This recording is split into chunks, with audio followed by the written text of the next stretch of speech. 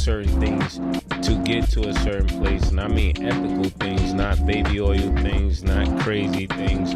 But we had to really believe in ourselves and do ethical things to be. So he didn't reply. After that working for him, Puff, you think he the master. Although the world knows Farnsworth Bentley as Diddy's former personal assistant who would walk around holding umbrellas, Farnsworth has dirt on his hands, too, that could turn his world upside down if he's exposed, according to a former Bad Boy associate. You don't want to say anything against Puff anyway because Puff got shit on him. And I ain't talking about no true shit, none of that shit. The nigga was stealing, bro. Yo, bro. The niggas I don't want to put that on sticky fingers. That nigga right there, bro. Don't lay nothing down around him. All right, y'all, buckle up, because we need to talk about Diddy's umbrella man, aka Farnsworth Bentley, and why he'd been real quiet ever since the Diddy scandal went nuclear. See, Farnsworth didn't just hold umbrellas and look dapper. Rumors have been swirling for years that he played a very different role behind the scenes.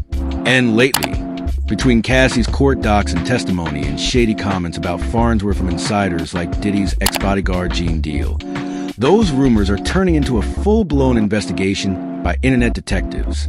And now on top of all that, things are getting even spicier because Mase and Cameron just made some wild comments about Farnsworth on their podcast and basically hinted that Farnsworth might have been more than just Diddy's sidekick. So what really happened between Farnsworth and Diddy? Was he just a personal assistant with good taste? Or was he deep in the freak-off factory, doing things we're not supposed to talk about?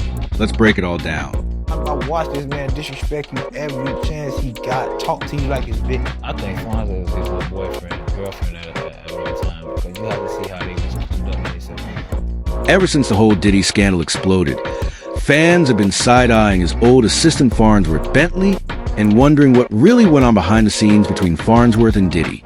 People in the industry have dropped little clues over the years that Farnsworth might have been doing a lot more than just holding umbrellas. And now Mase and Cameron have jumped in with some spicy talk that sounds like a joke on the surface. But if you've heard the rumors that Farnsworth was allegedly more like Diddy's concubine than his assistant, it hits different. On a recent episode of their podcast, Mase and Cam started cracking up over this male adult worker who testified in the Diddy case and went by the name Punisher. They were clowning on the nickname, but then Cam threw out a theory. What if Farnsworth also had a secret name for a reason, something in the same category as Punisher? And Mase didn't deny it. He just said, "You never know," with that look. Watching the P. Diddy trial, and the Punisher came in there yesterday.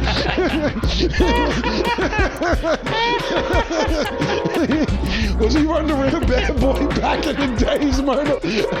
Hey, the Punisher. Who was the Punisher? Was he security inside back in the Who's the Punisher? The male prostitute? Yeah, I never met him. I ain't know if that was somebody changing their identity up. Bentley or what? Say you ain't Mr. Bentley no more, you the Punisher. Yeah, that was wild. Yeah. That was super wild. Yeah, you don't know niggas. So now fans think Mase low-key confirmed what people have suspected for years. That Farnsworth saw, and maybe did, way more than he signed up for at Bad Boy. And this might explain why he disappeared from the spotlight and still hasn't said a word about Diddy's downfall. His name ain't Busta Rhymes. Who gave you the nickname? Tony De Niro. Actually, Puff. Now here's a little backstory for you. Farnsworth Bentley didn't just randomly pop up. He showed up in Diddy's life right when Diddy really needed a makeover. Back in 2001, Diddy was still going by Puff Daddy at the time and had just dodged some serious legal trouble, including gun charges and bribery tied to a 1999 nightclub case. Diddy was acquitted, but the media frenzy was brutal and his image was a mess. So what did he do? Classic PR move, new name, and a whole new vibe. He rebranded as P. Diddy and decided to clean up his image. And that's when the paparazzi caught him in St. Tropez, walking around like royalty with this super polished guy next to him holding a white umbrella. That guy was Farnsworth Bentley. And just like that, Bentley became part of the Diddy rebrand. But fans have always wondered what else he might have been there for. That iconic photo of Farnsworth holding Diddy's umbrella had people buzzing. While folks thought it was funny, many others felt weird about it. They said Diddy was basically parading this man around like a servant, and it didn't sit right with everyone. Eventually, Farnsworth spoke up. He appeared on Angela Yee's radio show and decided to tell his side. Turns out, his real name is Derek Watkins, and the whole Farnsworth Bentley persona was something Diddy's team cooked up, specifically an associate named Tony Dyro. Farnsworth explained he had just moved from Atlanta to NYC and was hustling, trying to get his foot in the door. One night, he saw Diddy at a club and just shot his shot. At first, Diddy blew him off, but they ended up exchanging numbers. Farnsworth said he kept texting Diddy nonstop, practically begging for a chance to work for him. Next thing you know, I just picked up the pager. You remember the guy that traveled from Howard University, the intern with Andre Harrell? I'm that guy in 2001. Please don't make me go back to work on Monday at the restaurant. He replied, come to 1396 3rd Avenue. I literally started that day train. Just like that, the Umbrella Man was born. But was he really just a stylish assistant? Or something more? Once Diddy officially brought Farnsworth on board, he started popping up on Diddy's MTV show Making the Band. And that's when things started to feel even weirder to a lot of people. The dynamic between them had fans raising eyebrows, because the whole thing went from stylish assistant to something that felt a little off. It seemed like Farnsworth was constantly being bossed around or low-key humiliated on camera. And here's where it gets extra suspicious. Try finding full episodes of Making the Band now. You basically can't. MTV hasn't released them on streaming. They don't air reruns, and it's like the shows just disappeared. That said, a few clips are still floating around online, and one of them shows Diddy literally threatening Farnsworth over phone. I went to sleep when I woke up, and the whole house was clean, just like I asked for it to be. But I got a note right here from Bam. She broke out and went to work. You think you're entirely too long to tell the story. This is your problem, man. Good luck to you. When I get there, hopefully better be on point.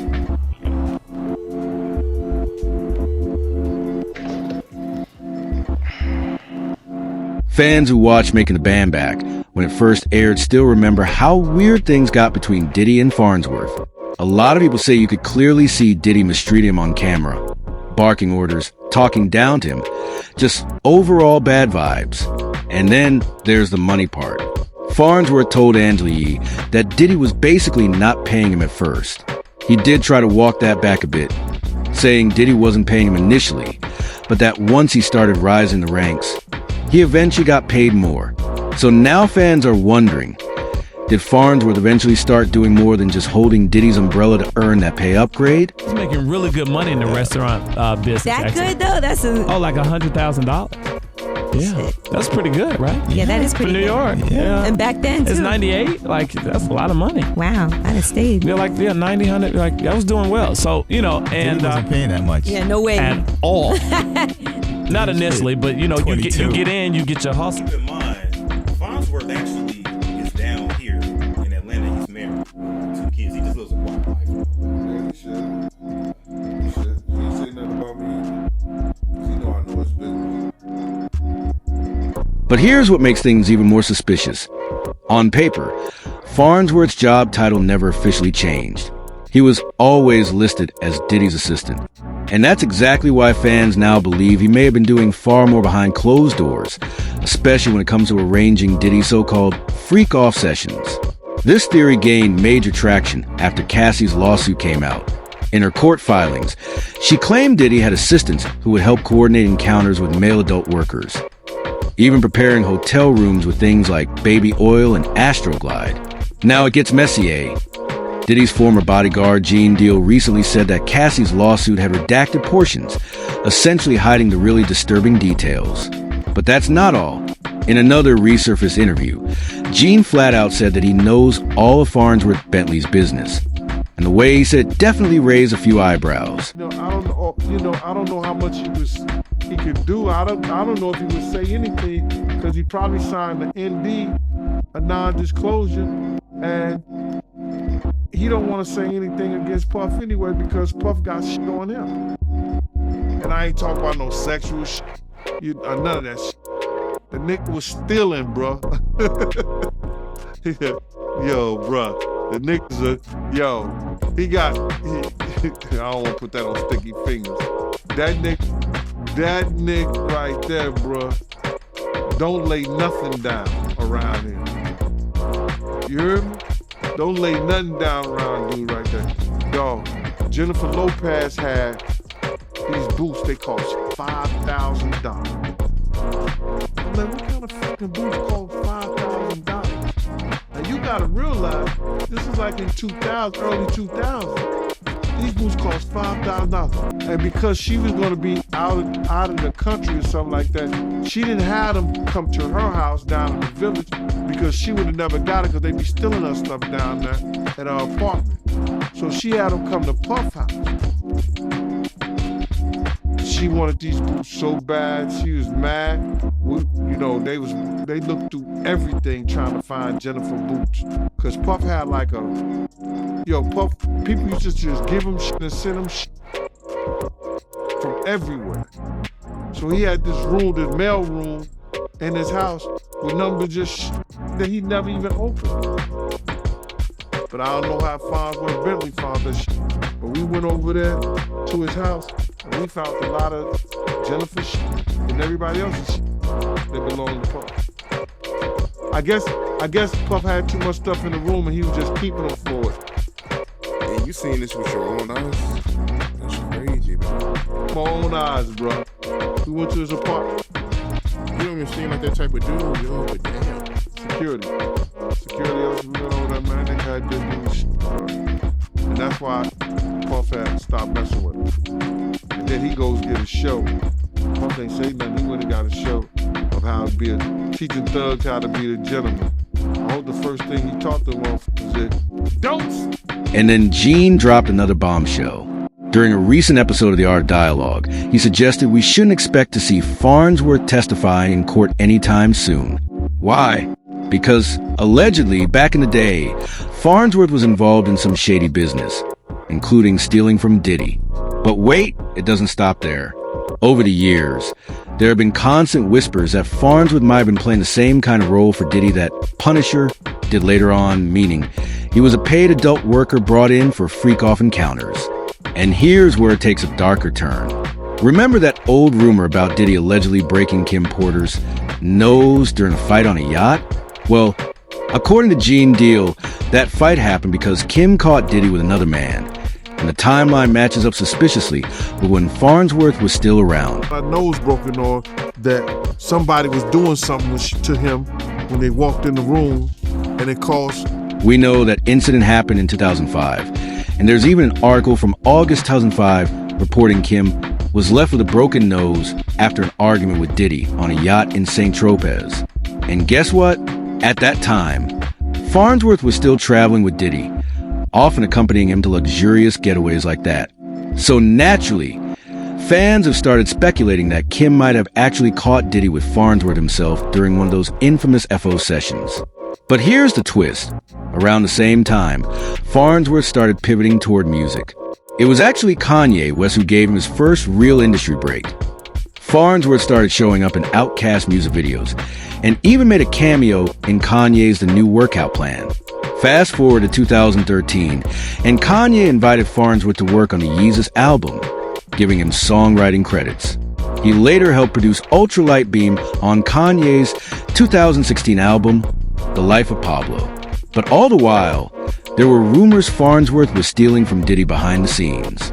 Eventually, their friendship soured, and that marked the end of Farnsworth's time in Diddy's inner circle.